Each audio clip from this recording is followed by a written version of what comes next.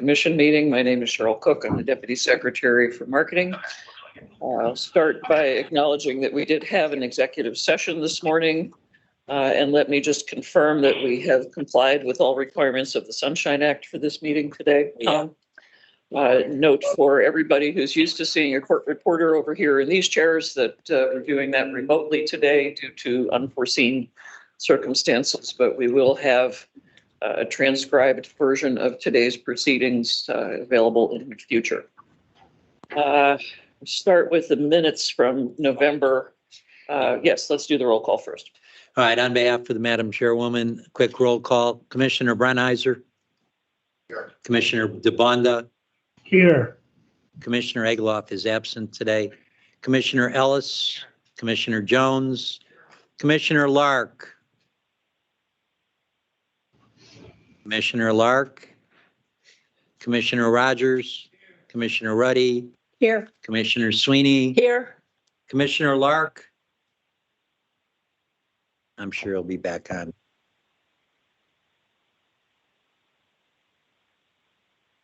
Okay, since we have quorum, we'll proceed. I'm sure Commissioner Lark will join us as soon as he can. Turning back to the November meeting minutes, we did not get those transcribed in time to vote on them today. Is there a motion to table approval of the minutes for our next meeting in January? So moved. Thank you. Is there Second. Second? Okay, and for the sake of our remote court reporters, let me double back and ask the mover and the seconder to identify themselves. Commissioner Ellis. Commissioner Sweeney. Thank you both very much. Turning now to our presentations, we'll start with the financial report. Hello, Tracy Gottwald. I haven't seen you in like a month.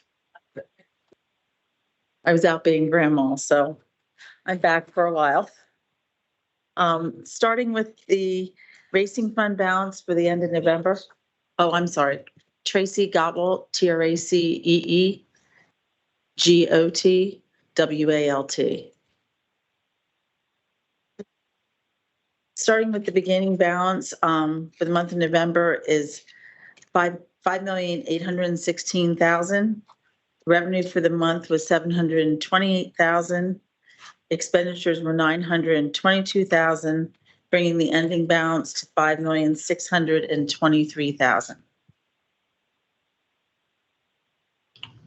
Excuse me, can I ask you to move the camera a little bit? I can't see that side of the room at all.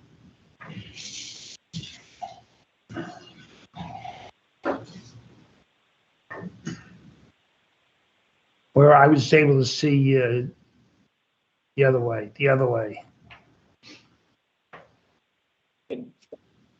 I can't see Tom Chukis or any of those. Yeah, we're here. I know you're here, but I can't see. I can't see Tracy either. That's what I'm saying. I see your hand. I waved.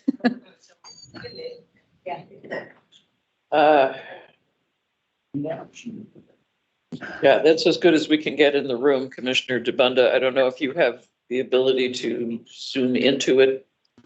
Okay, I'll try. In the lower left corner of your picture, you should be able to. Okay, thank you. Make it a little bigger for yourself. Okay, moving on to the Racehorse Commission revenue expenditures for the month of November. Revenue was $728,000. Personnel expenditures were $428,000. Operating expenditures were $25,000, bringing the total expenditures for the month to $454,000. Looking at racehorse testing for the month of November, there was no revenue. Personnel expenditures were $336,000. Operating expenditures were $97,000, bringing the total expenditures for the month to $433,000. Promotion, there was no revenue. That's just a one-time annual transfer, which occurred earlier in the year. Expenditures were $19,698,000. Moving on to the comparative November 2022 to November 2023 statement. Revenue is down 52%, down 7% in taxes and penalties, and 14% in non-tax revenue, and there has been no transfers because of the delay in the fiscal code. So that's mostly what is driving the 52% decrease. Personnel expenditures are up 3%. Overall operating is up 11%. And again, the largest variance that would be there is the $349,000 for other specialized services, which is UPenn contract. In general, then total expenditures are up 6%. And then the remaining financial statements have to do with restricted funds.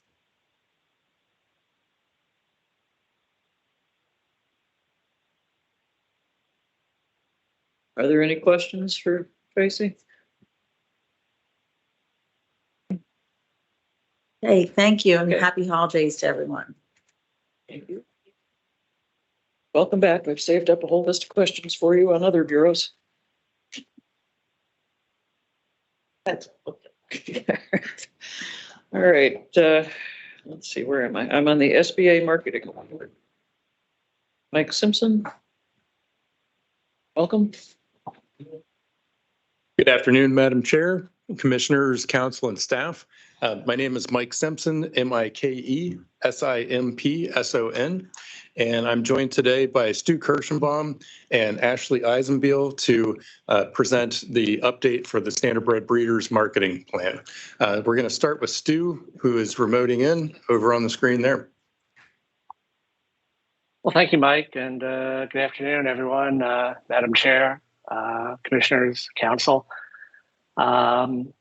My name is Stu Kirschenbaum. That's Stu, S-T-U. Kirschenbaum is K-I-R-S-H-E-N-B-A-U-M. I'm the owner, the executive producer at Keystone Films.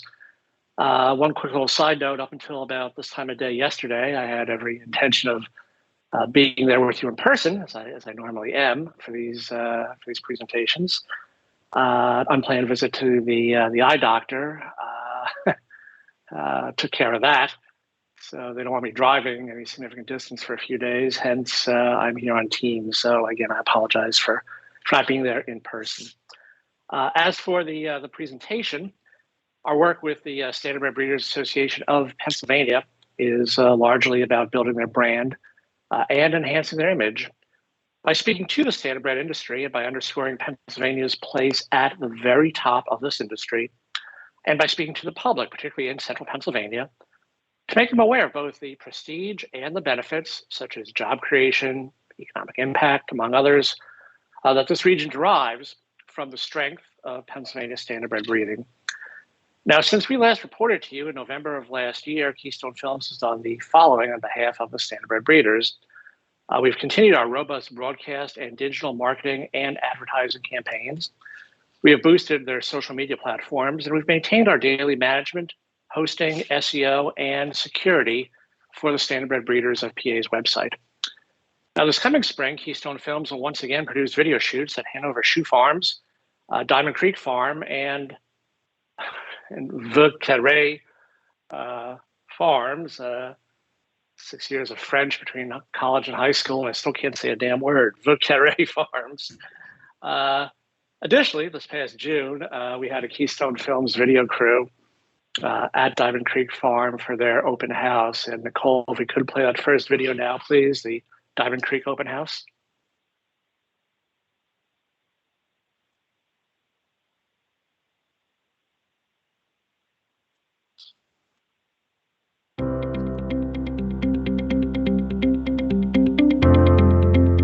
Today we're at Diamond Creek Farm in Wellsville, PA, and we're hosting our annual open house, which is basically an opportunity to have the community come in and see what we do here at a standardbred racehorse breeding facility.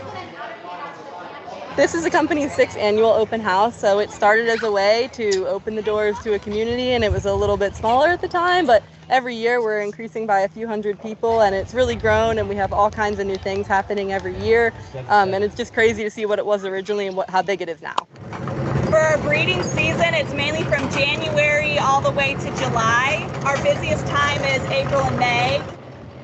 It's a great day. It's obviously for free for the community. So we just want everybody to enjoy their day here and just celebrate what we do, what we have done, all our staff that has worked all year round, really hard.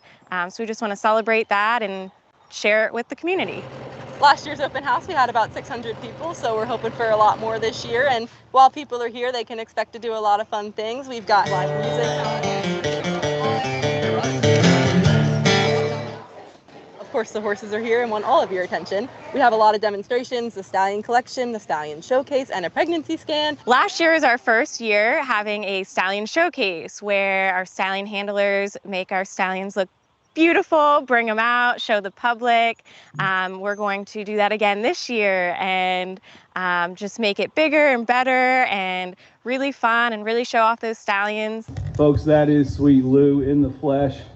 He has many current stars on the racetrack, including Ammo, Confederate, It's My Show. Thank you, Bud, for Sweet Lou.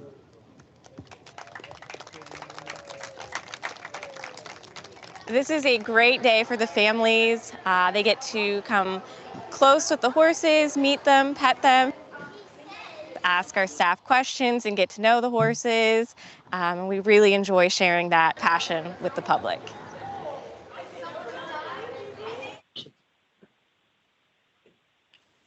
Now, we have also produced a video that's a bit over 2 minutes long, which is featured on the Standardbred Breeders website.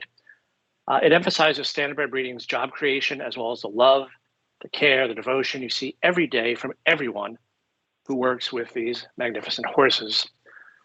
Now, social media engagement with that video on Facebook, on Twitter, on Instagram has been 100% positive. Our top viewership has been from Pennsylvania, as well as New York, New Jersey, Ohio, and Ontario, Canada. So it's been a very good way to reach the general public and to make them aware of the importance of standardbred breeding to Pennsylvania. That video has been watched thousands of times. It's also been watched worldwide in 15 different foreign countries, topped by Canada, Australia, and Italy. Keystone also produced a 30-second commercial, which is still airing. As with the 2-minute plus video, which I just referenced, it too will be updated this spring after our next video shoot. Keystone Films has always had a very good working relationship with TVG, which is now FanDuel TV, as you know. We ran our commercial with them throughout Breeders' Crown Week, as well as leading into and out of the Hambletonian, the Little Brown Jug, and the Meadowlands Pace. And we're very pleased that we've also continued to build and expand upon our relationship with the New York Racing Association and their America's Day at the Races show, which airs nationally on Fox Sports 1. So in addition to FanDuel TV, our 30-second commercial also aired on the America's Day at the Races coverage of the Meadowlands Pace, the Hambletonian, and the Breeders' Crown. Plus, we received billboards, which come out of commercial breaks as a value-added benefit to our ad buy. So here now is a brief montage of some of the exposure we received on NYRA's national broadcast on Fox Sports 1 of the Meadowlands Pace. And Nicole, if we play a second video now, please.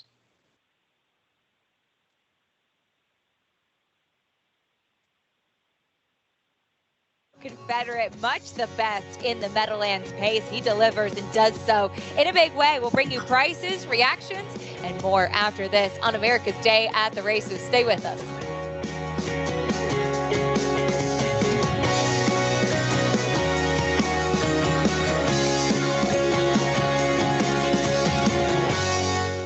Some of the top horses in the sport are born and raised in Pennsylvania. It's really the world capital of standardbred breeding. Breeders from other states locate in Pennsylvania. It's not a hard sell. I mean, we have a whole mess of clients that send us horses to take advantage of the program. The racing opportunities have been, continue to be, and into the future are very strong here. This is where the top stallions are. A lot of the top mares are here in Pennsylvania. It's perfect. America's Day at the Races, brought to you by the Standardbred Breeders Association of Pennsylvania. And a nice tie-in as we see a Pennsylvania-bred Confederate getting the victory in the Meadowlands Pace. America's Day at the Races is brought to you by the Standardbred Breeders Association of Pennsylvania. And we do see another Pennsylvania bred for the win tonight. Charlie May up the inside at a big price. You're watching America's Day at the Races, brought to you by Standardbred Breeders Association of Pennsylvania. Thanks for joining us on our FS1 coverage. So essentially, whenever there's a major harness racing event, we want to be sure that our messaging and our branding is a part of that event. Keystone Films also maintains daily management of the Standardbred Breeders' social media platforms, whose following continues to grow. Facebook likes have risen 4% since last November. Twitter is up 7%. Instagram, meanwhile, has more than doubled. It's still a relatively small number compared to the other two. But it is up 138% over what it was in November of last year. We also once again created social media listings and job postings for open positions at Hanover Shoe Farms. Naturally, that's something we'll happily make available to any farm which would like our assistance.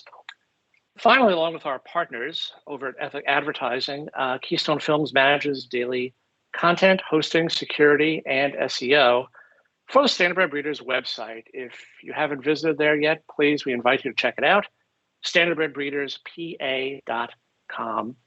We've added a job section which can be reached from the homepage, and additionally, at the bottom right, you can choose if you wish to view the entire site in English or in Spanish. The 3 videos we discussed earlier are also prominently featured there on the homepage. In summation, we continue to use a variety of methods to achieve our branding and imaging objectives on behalf of the Standardbred Breeders. We use the Standardbred Breeders platforms to highlight the achievements on the racetrack of horses sired and or bred in Pennsylvania.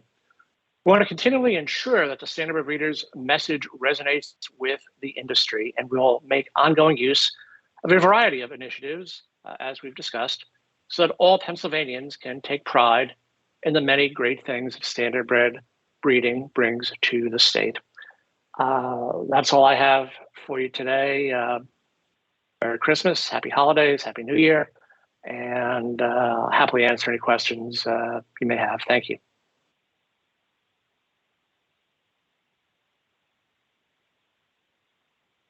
Thank you, Stu. My name is Ashley Eisenbeil, ASHLEYEISENBEIL, and I am the Director of Marketing for the Pennsylvania Horse Racing Association. Very excited to be here. And today I am here to talk a little bit about our partnership with the Standardbred Breeders Association for our Wager Warriors campaign. We partnered with them. This would be our 5th year to really promote wagering and horse races to people who are looking to bet more than anything else. And that is for existing and for new audiences. So if you wanted to put up the second slide.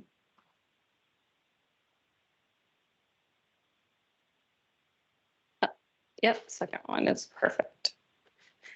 So one of the main objectives for the Wager Warriors is to provide some hassle-free access to past performances and also some educational information that we have on our website so they can go hand in hand for our new horse players, along with showing some appreciation to our existing horse players by giving them some free PPs to use while they bet.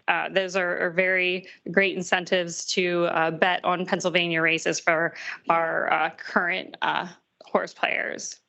It's also a great way that we can increase engagement and participation by offering the free PPs. So we do this at each of the Thoroughbreds tracks once a week. And very luckily and thankfully, the harness tracks have jumped on the bandwagon, are giving free PPs for their cards every single day. And those are linked on our website. So we are also promoting those free PPs as well. You can go ahead to the next slide. Our past performances are posted on our social media. They're also posted on our penhorseracing.com website. We have a page dedicated to Wager Warriors. We also have the ability to have people sign up to get an email. As soon as those are posted, we'll send out a mass email to our subscribers for Wager Warriors. And we just launched a text message option that has the free PPs sent to you through text message link. Since 2001, our subscribers list has grown 105 people, and it shows that the Wager Warrior email that we send out has a 40% open rate, which is very high, and a 19% click-through rate, and that is not just for the link of it. This does not include the link of the getting the PPs. This is for other links that we include in that email. That includes the track schedules, any upcoming events. We include all that information in the free PP email as well. So 19% of people are clicking those alternative links.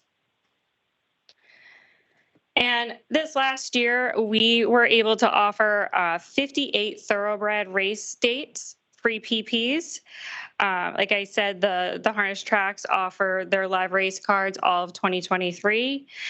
So altogether, Pennsylvania has given out 600 race days with free PPs. So that's more than any other state giving back to our fans and our gamblers. So also next year, I just want to note, we do plan on doing a little bit of a study and a report on the race days that PPs are made available if they do increase handle. So we'll be working on that here in the winter months. I want to go to the next slide. So this is our Wager Warriors webpage analytics. We did notice a little decline from 2001 into 2002. So we noted that and kind of started brainstorming on a new campaign that we'll get to. It is still one of our heaviest traffic pages on the Penn Horse Racing website. It's right there second after the homepage. So I kind of count that as one.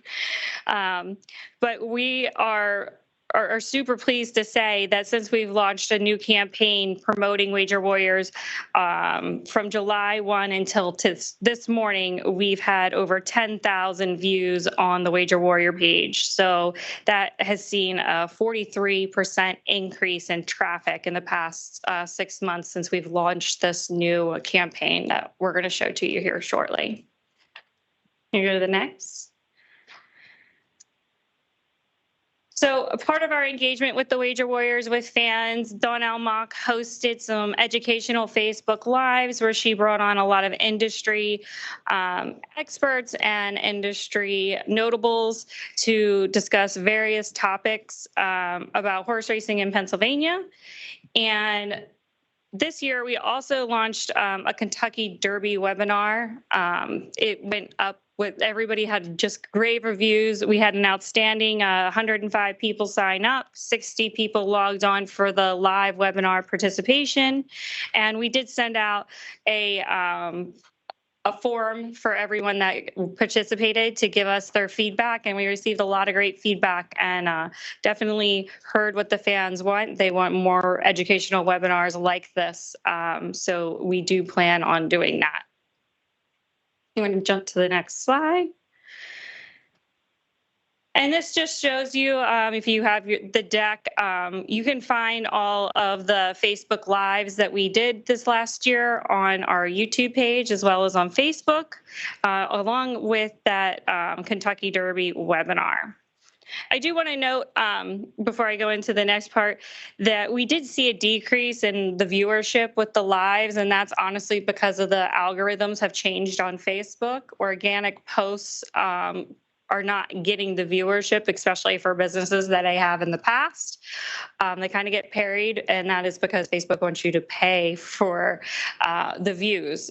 So that's why we have come towards the understanding that we should move towards a podcast and promote that. And we think it's going to be a lot more engaging and more seen platform. So we're kind of moving away at this time from the Facebook Lives and moving towards the podcast era.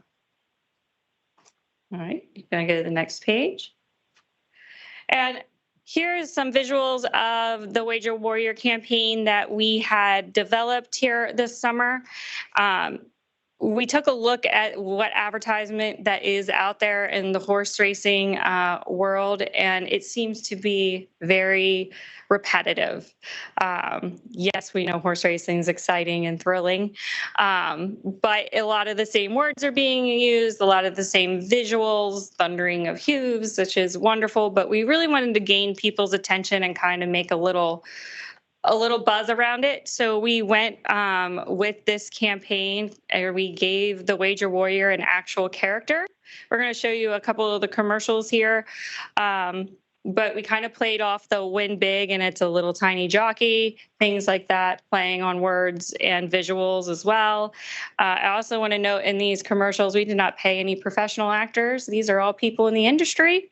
Our little Wager Warrior there is actually Jesse. He works for Cole Creative and he is our social media director with that agency. So from the first time I saw him, I'm like, you're built just like a jock. So he got to have his debut. You can go ahead and play the first one.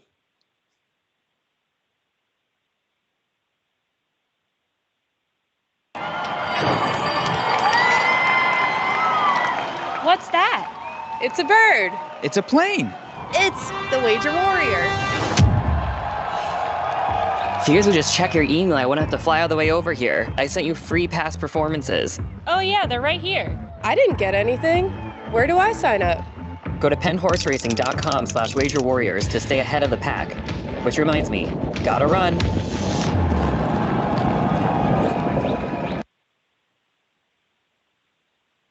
And then we have one more.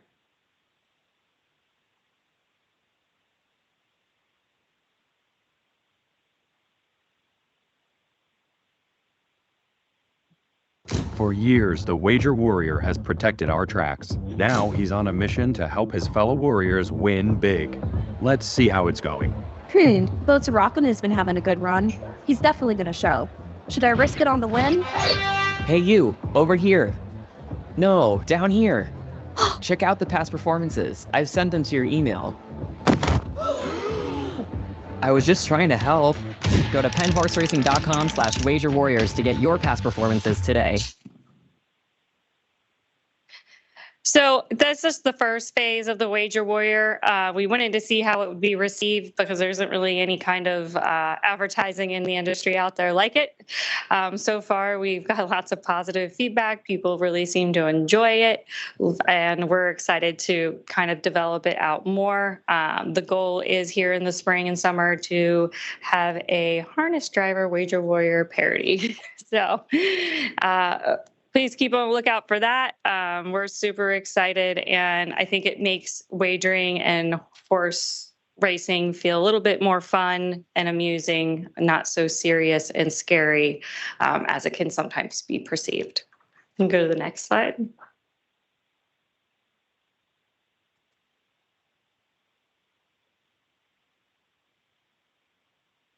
So as we move on into 2024, we're very excited and happy to say we launched a podcast last Friday.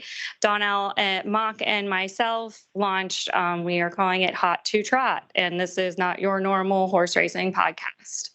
So as you can see with some of the visuals there, it does not look like the regular horse racing advertising or podcasts.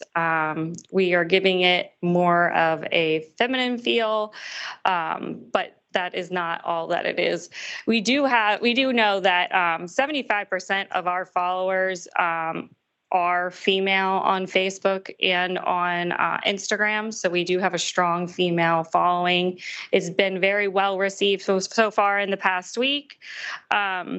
we're showcasing segments with both thoroughbred and harness, trainers, jockeys, grooms, anybody who has a job in the industry, they're going to be part of our main segment of the podcast. And then we have a smaller secondary part that we are calling Racing for Love, where we take couples throughout Pennsylvania that are married and in the industry or in a relationship. And we ask them how it is to work, live, and what's the secret. Is horses the secret? So we have a lot of great couples.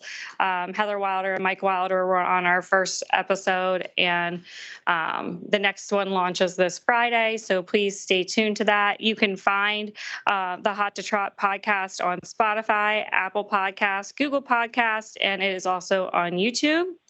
We have a landing page on the PHRA website where all the videos are also housed. And we also encourage all of our listeners, there's a part on the webpage where they can submit their own questions or who they would like to see featured in upcoming podcast. So we're excited to get engaged with the audiences and the listeners. And this is not just an audio podcast. There is the video element, so you can watch them as well.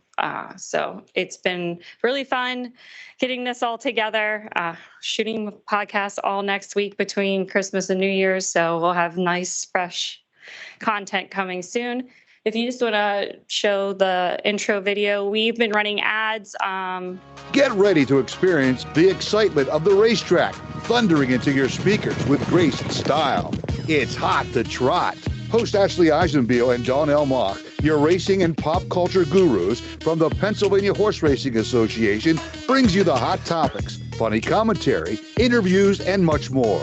It's not just a podcast. It's a winner's circle of wit and wisdom. Hold your reins, and they're off. Right. That's all I have. Thank you so much for your time. Thank you and happy holidays. Thank you both. If I may say so, the first podcast was outstanding, I thought. Great job. Thank you. That was interesting. Brian, top that.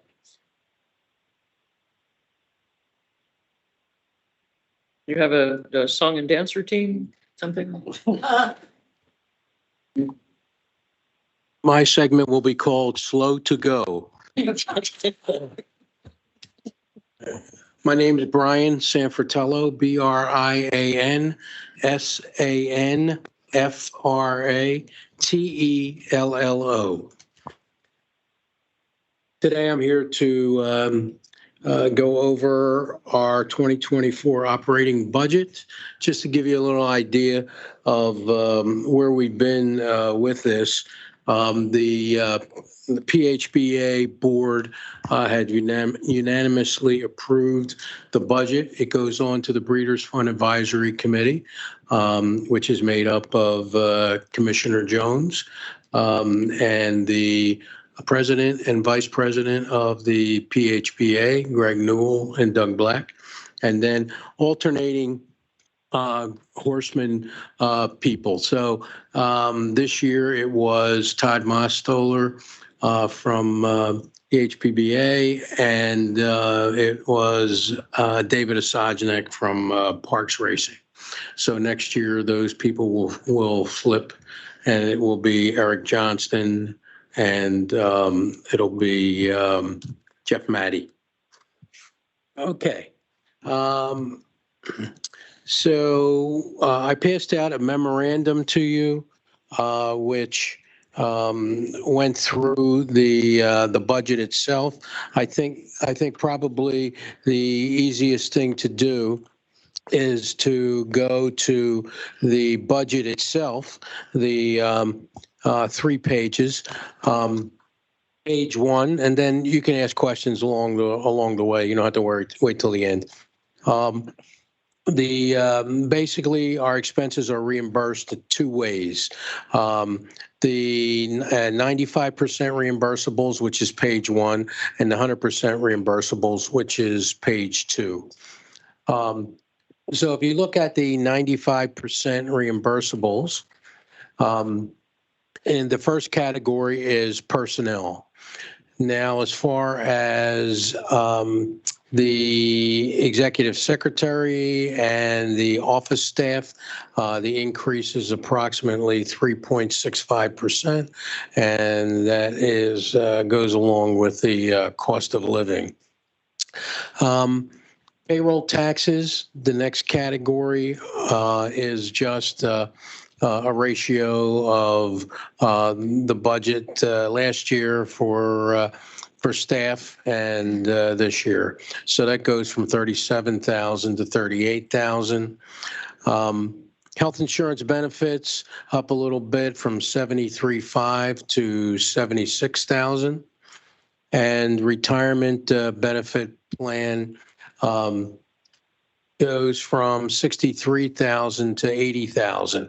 Now, the reason why the retirement plan moved up is because we have an employee that this year is eligible for the plan. We use a simplified employee pension plan called a SEP, and basically what that does is it pays a percentage of your salary to you. You get it, you invest it where you want.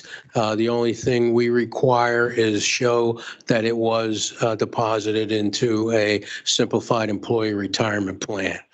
The cost of 401k for a small operation like ours are too expensive. So the SEP was the easiest route to go. So Brian, again, can I ask you a question? Yes. Can I ask you a Sure. question? Go back to the healthcare cost. Is that a general increase that you're seeing in healthcare cost, or did you expand some of the healthcare benefits that you're providing? No, we're covered for the same exact items, and that was their regular increase in healthcare. Okay, thank you. Any other questions in the on the personnel end? Okay. Office expenses next. That whole area is an increase of $1,000 total. The rent and utilities are stay the same. Equipment rentals and repairs the same. Printing the same. Telephone services the same. Postage the same, and supplies, the price of supplies have gone up somewhat. So we moved that from $9,000 in 2023 to $10,000 in 2024. Any questions on that section? Okay, next, professional fees. That section goes up $2,750, some of it in accounting.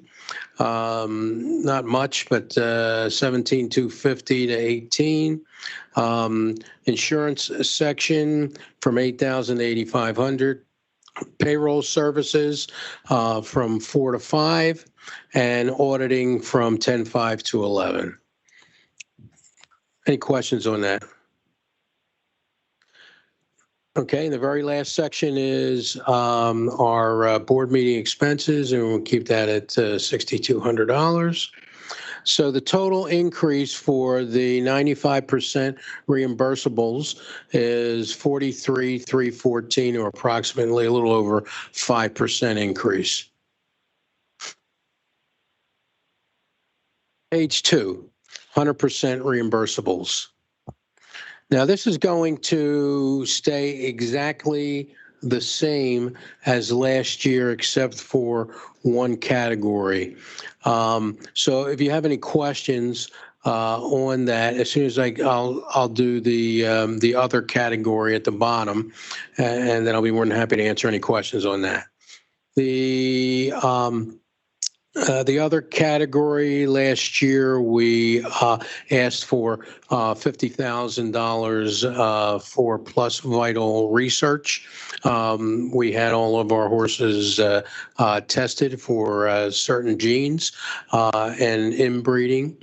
And that information was passed out to all of the owners of the mares and was very beneficial. And we received quite a few calls from the owners saying thank you. I would like to And I think Mary Robinson last month went over any questions that you had as far as the Plus Vital research was concerned. But Mary helped out by giving us someone to go out and actually take those blood tests while we were doing the domicile requirement. So again, a thank you to Mary and PennVet. Okay, so other than that, that will be removed for this year. That project, as far as we're concerned, is over. Plus Vital will continue to use that information while they continue their research in that area. So any questions on the 100% reimbursables? Okay, the very last page just brings over the 95% reimbursables and the 100% reimbursables. It shows what the budget was in 2023, the estimate of where we're going to end up in 2023. If you look at that red column, you will see the variance to the budget. Column number 3 will actually be about $70,000 below what was budgeted for 2023. 2024, you can see, and if you try to match those up with the first 2 pages, you'll notice that the 95% is 834,531 compared to 878, because again, we only get reimbursed 95% of that amount. So that comes over into that spot for a total of reimbursement for 2024 of $1,193,000 and change. So the amount of revenue coming in has been a little tricky this year as far as the fiscal code not being passed. Thank God it just was passed. So now all we're looking for is how they're going to take the money. So once we get that straightened out, I should have a better idea what's going on. But we think with the increase of money coming in from the fairs and the farm show over the past 2 years. If you remember, we were paying $5 million for those. That was cut down from 19 million and change to now it's 9 million and change. Still the PennVet items, et cetera, go out. So with that extra money coming in and the amount going down in slots, we figure we're probably going to be somewhere, around the same number, maybe just a little tiny bit less. So the projection as of right now is approximately the same. So if you look at the bottom of the 2023 estimate, red column, second column, our expenses versus the breeding fund, with revenue coming in is about 6.86%. And in 2024, it looks like it's going to be approximately 7.23%. So any questions on that? Sounds like you're off the hook, Brian. Thank you. All right, let's turn over to Tom now for a quick review of where things stand with HISA. Okay, thanks, Madam Chairman. Couple points. Let's touch on the litigation. As everyone's aware, there is a case pending in the Fifth Circuit Court. No decision has been issued at this time. We'll wait and see what happens with there. From the commission's standpoint, there are 3 programs that we oversee or have overseen in 2023 with this and Iowa: the Racetrack Safety Program, the IGA, which is the Anti-Doping and Medication Program, and the Lab Services Program. The first one on the Racetrack Safety Program, we've come to an agreement with HISA And basically, it is exactly the same letter that was issued year 1, year 2. The only change it appears will be the dates on it. So it'll be applicable to 2024. That program seems to have worked well. And the Pennsylvania stewards, racetrack vets or commission vets and so on are the major people in that program, and it's worked fairly well. The other two programs, the IGA and the lab services, staff and legal counsel are currently engaged with HISA and HIWU.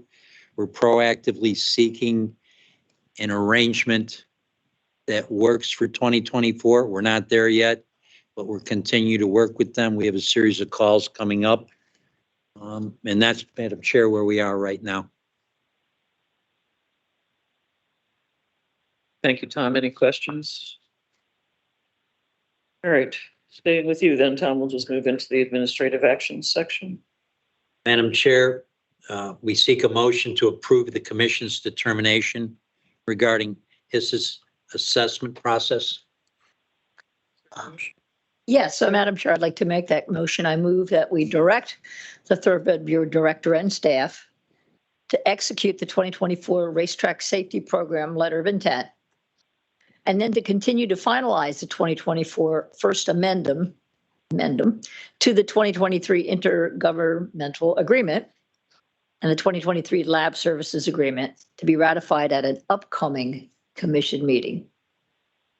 That was a lot. Is there a second? Thank you, Commissioner. Any discussion or questions? It's an addendum, not an amendment. Thank you for the clarification. All right, hearing no questions or discussion, all those in favor, please say aye. Aye. Aye. Any opposed? Motion passes. Thank you. Next motion, Madam Chair, is a motion to approve the 2024 PHBA budget. Thank you. Is there a motion? Thank you, Commissioner Lark. Is there a second? I'll second. I heard Commissioner Reddy first, so we'll give it to her. Thank you, though, Commissioner DeBenda. Any questions or discussion on the PHBA? Hearing none. All in favor, please say aye. Aye. Aye. Any opposed? Motion passes. The next motion, Madam Chair, is to approve the simulcast calendars for the harness tracks for January 2024. That would be for Harris, Philadelphia, Mohegan Sun, and Pocono Downs, and the Meadows. Thank you. Is there a motion to approve? Thank you, Commissioner Brenizer. Is there a second? Second, Rogers. Thank you, Commissioner Rogers. Any questions or discussion? Hearing none, all in favor, please say aye. Aye. Aye. Any opposed? Motion passes. The next motion, Madam Chair, is to approve simulcast calendars for the thoroughbred tracks for January 2024. That would be for Parks, Penn National, and Presque Isle Downs. Thank you, I will Thomas. make such a motion. Okay, we have a motion from Commissioner Lark, a second from Commissioner DeBunda. Any questions or discussions on this? I'm sorry, that was Commissioner Jones. I apologize. Commissioner Jones and Commissioner DeBunda. Questions or discussion on this one? I have Lark on the brain. I guess, has Commissioner Lark joined us? I was still hoping he's going to pipe in here. Just put my name in then.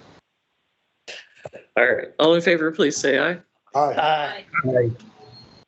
Any opposed? Motion passes. The next motion, Madam Chair, is to ratify the Standardbred Director's approval for Harris, Philadelphia to eliminate 2 live race days, Thursday, December 7th and December 14th, and move post time on December 31st to 4 p.m. Thank you. Is there a motion to approve? Thank you, Commissioner Brenizer. Is there a second? Thank you, Commissioner Reddy. Any questions or discussion on this one? Hearing none, all in favor, please say aye. Aye. Any opposed? Motion passes. All right, thanks. Counselor, let's turn to the licenses. Thank you, Chairman.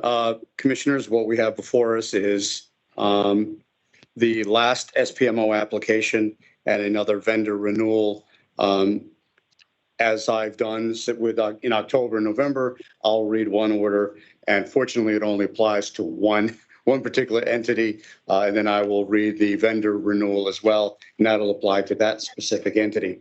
I will read the order and ask this commission to do it as a motion for the approval. This is relating to AmWest Entertainment LLC. Docket number is 2023-39, and it is for an SPMO renewal license. And now this 19th day of December, 2023, in accordance with sections 9322 and 9351B2 of the Racing Act, the above applicant is seeking to renew its secondary parimutuel racing organization license, as defined in section 9301 of the Racing Act, to conduct advanced deposit wagering in Pennsylvania. Pursuant to section 9358, this SPMO license is valid for a period of 1 year, commencing January 1st, 2024. In accordance with the statutory authority and regulatory authority, the Commission has reviewed the submitted renewal application and the pertinent information from the SPMO, including any subsequent changes from its previously approved license application. In addition, the above applicant has submitted the statutory licensing fee associated with the SPMO renewal application. Based on the Commission's review and consideration, it is hereby ordered that the above referenced SPMO license renewal application is hereby granted for the year 2024. Such approval is issued upon the general conditions of compliance set forth in the Act and with the following specific conditions. Number one, the SPMO will continue to comply with all SPMO operational provisions and Commission's orders, tax obligations, horsemen's purse contribution obligations, and the license renewal provisions set forth in the Racing Act. Number two, the SPMO shall provide the Commission with written notice of any modifications, changes, or amendments to its SPMO renewal application as submitted and approved by this Commission. Number three, the SPMO shall provide the Commission written notice of the election to terminate or modify operations within the Commonwealth no later than 15 business days after such election. And finally, number four, the SPMO understands that its license may not be conveyed, assigned, or transferred to any other person or third party without the prior approval of the Commission. And that can be done as a motion for approval. Thank you, George. Is there a motion to approve the AmWest Entertainment application subject to the conditions outlined by council? So moved. Thank you, Commissioner Ellis. Is there a second? Thank you, Commissioner Jones. Any discussion or questions? Hearing none, all in favor, please say aye. Aye. Any opposed? Motion passes. Thank you. The vendor renewal matter is with American Teletimer Corporation, docket number 2023-11.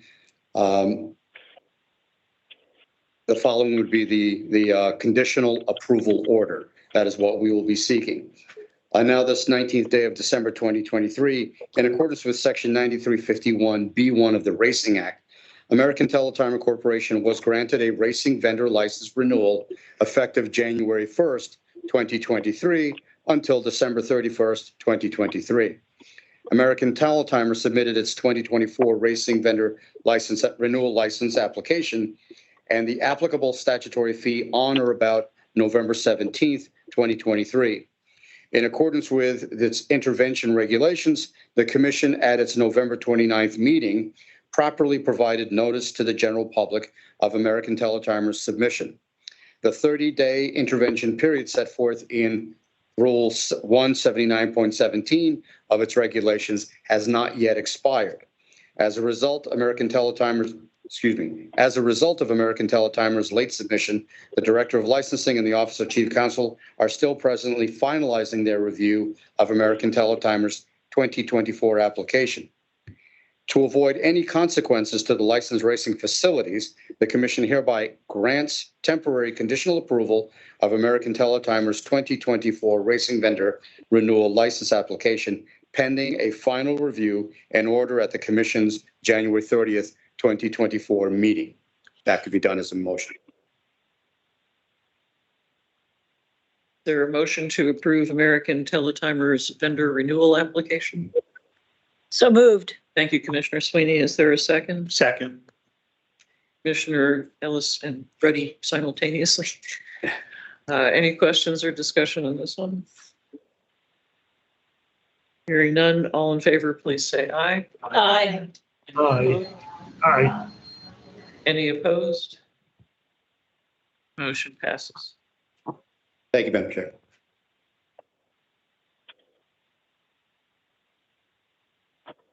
Counselor, are you using microphone number 6 by any chance? Microphone number 5. Okay, thank you. It's an It is epidemic. odd. There's some feedback going.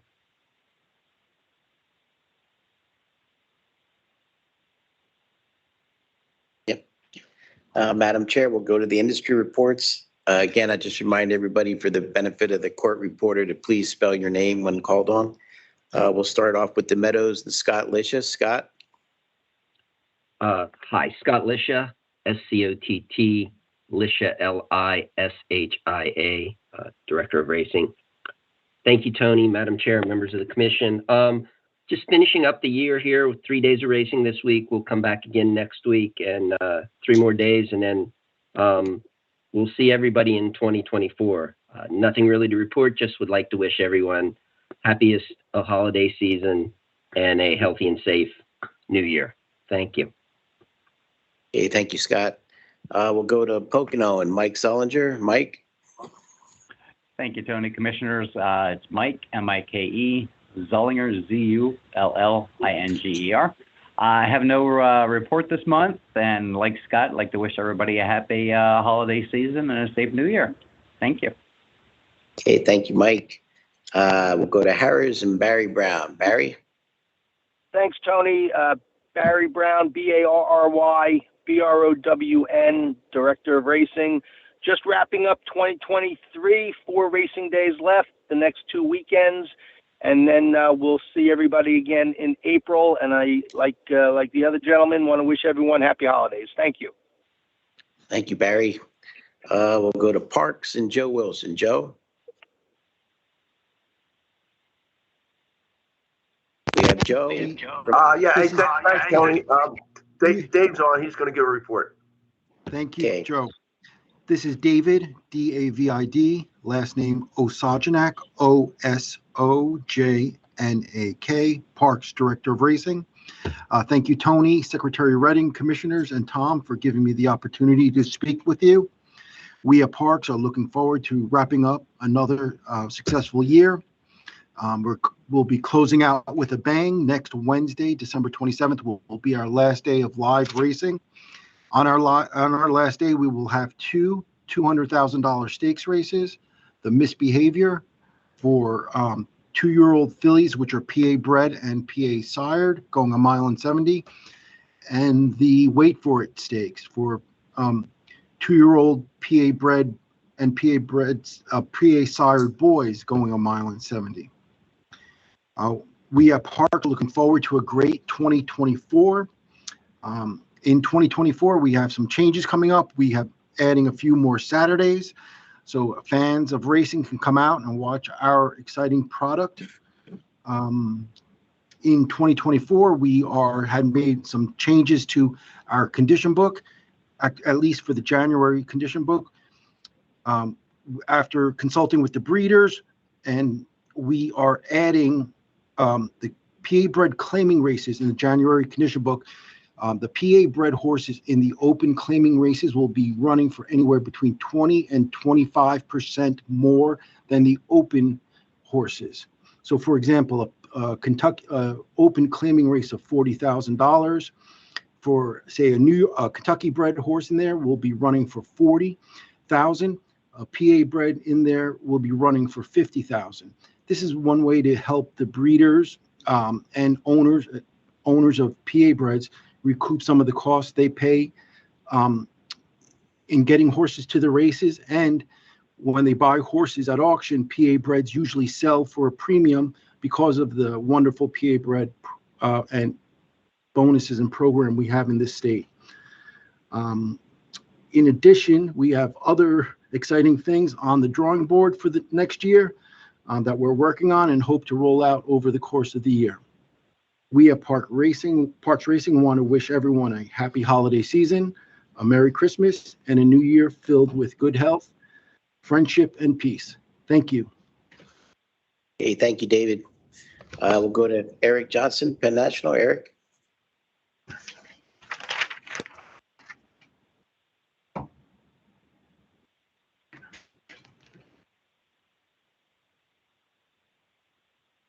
Need a microphone in the back. It took me longer to get here than to say what I'm going to say. Nothing to report, and just wish everyone a happy holiday and see you all next year. Thank you. Thank you, Eric.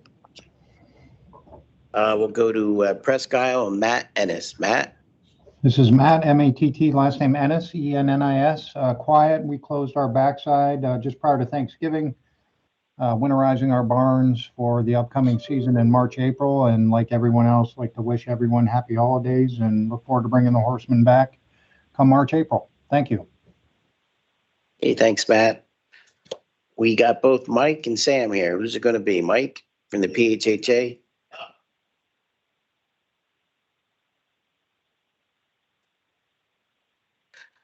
No real, Mike Harant, Harant. I have no real report today. Just wanted to wish everybody a happy holiday, and Pocono and Chester will be back before you know it. So thank you. Next is Kim Hankins from the MSOA. Kim? Hi, Tony. Hi, Commissioners. Yes, Kim Hankins, K-I-M-Hankins. Same as Mike, no report, but I wish everybody a Merry Christmas and Happy Holidays and a very safe and prosperous 2024. Thank you, Kim. If I may, I'd like to wish him a very happy retirement. Yeah, Kim, I don't know. Oh, Yeah, go ahead.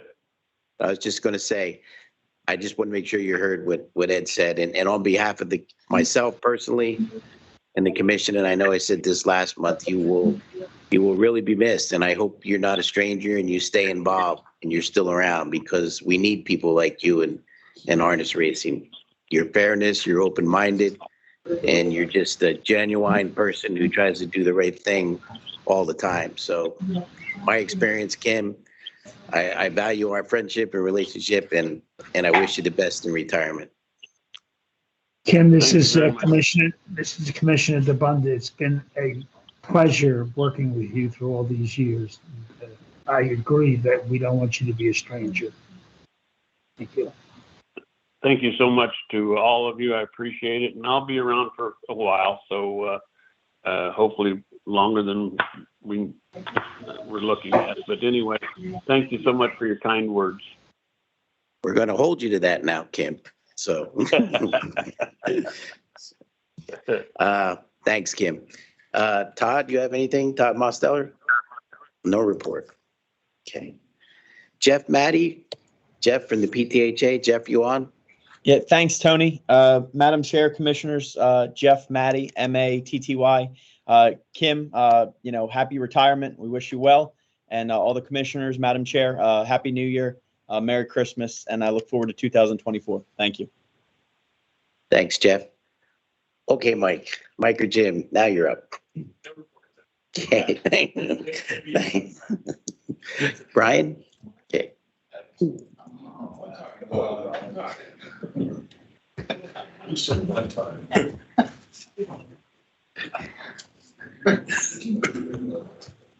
Okay. Page one is the slot revenue transfers to the breeding fund. We're up $1.2 million this year, and again, that's because of the overpayment.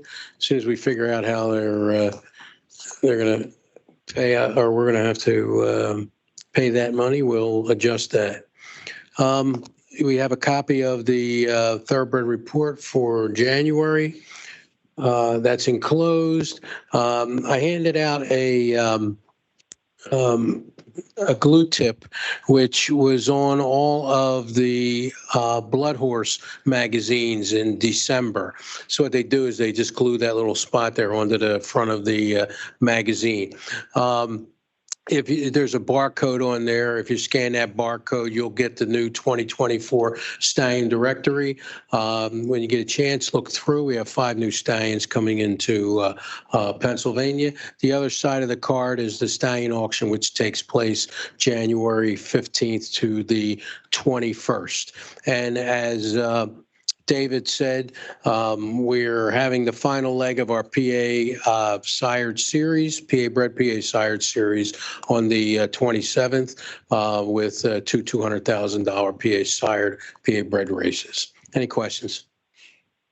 Thank you. Have a fantastic holiday and New Year. And Kim, I'll see you around. Okay, thank you, Brian. Mike, was there any public comment? No, sir. No public comment. Madam Chair, that's it. Okay, I'd like to make one comment. go ahead. This has been a difficult year in terms of our relationship with HISA and the integration that's been part of that process. And so I wanted to say a special thanks to Tom, Tony, and George for all the diplomatic work that they've done to keep this negotiation going forward without a major blowup. I think we've done as good as any state, and probably better than most, at this integration process. And it's thanks to those guys that this has happened. So I think the commission should give them recognition for the job they've done. Thank you. Thank you. Extend that to the backside staff who've kind of kept things running from one leadership team to another. We are 17 days to the Pennsylvania Farm Show, which means by the next time I see you all on January 30th, it will be over. Is there a motion to adjourn? Thank you. Is there a second? Okay, motion second, and everybody said yes. We stand adjourned until January 30th.